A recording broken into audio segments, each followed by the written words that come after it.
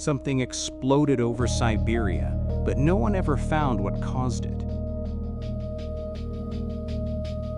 There was no crater. No debris was ever discovered. Only a forest erased in seconds remained, and a mystery that still remains unsolved. On the morning of June 30th, 1908, everything was quiet. The Siberian wilderness stretched endlessly beneath a pale sky. Nothing suggested what was about to happen. In remote villages, people began their ordinary day. Hunters moved silently through the forest. Rivers flowed between dark pine trees. Then something appeared in the sky. A light unlike anything anyone had seen before. Witnesses later described it as brighter than the sun. A glowing object moved rapidly across the horizon. The sky began to burn with unnatural brightness. Some believed it was a second sun. Others feared it was the end of the world. The object moved faster than anything known. It left a blazing trail behind it. Then, without warning, the sky exploded.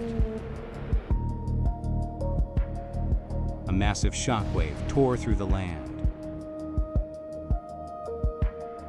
Windows shattered hundreds of kilometers away. The ground shook violently. People were thrown to the ground. In the forest, the trees began to fall.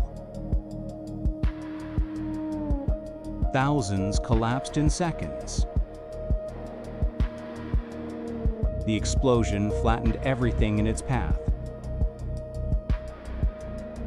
Over 2,000 square kilometers were destroyed. Millions of trees were ripped from the ground. But what remained was even more strange. The forest had fallen outward from a single point, as if the explosion had come from above.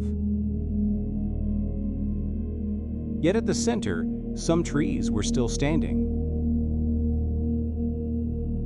Burned, stripped of branches, but not fallen. For years, no one came to investigate. The region was too remote, and the world had other priorities. Nearly 20 years later, an expedition arrived. Led by Soviet scientist Leonid Kulik. They expected to find a massive crater. But there was nothing. No impact site could be found. No meteorite fragments were recovered. Only a forest violently erased remained. The mystery only deepened. Scientists began searching for answers. Some believed it was a giant meteor. Others suggested a comet made of ice.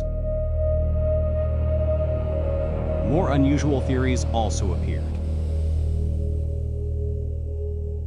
But over time, the evidence pointed elsewhere.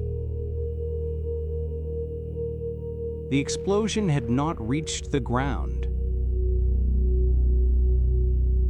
It had occurred high in the atmosphere. A massive airburst above the forest. The object entered at tremendous speed. Pressure and heat tore it apart. It exploded before impact. The energy released was enormous, hundreds of times stronger than Hiroshima. If it had exploded above a city, entire cities could have vanished instantly. But it happened over empty wilderness. And so the world moved on. More than a century later, the forest has grown back. But the pattern of destruction still remains. A silent reminder of that morning. The object itself was never found. And some questions remain unanswered. What truly entered the sky that day? If it happened again today, would we be prepared?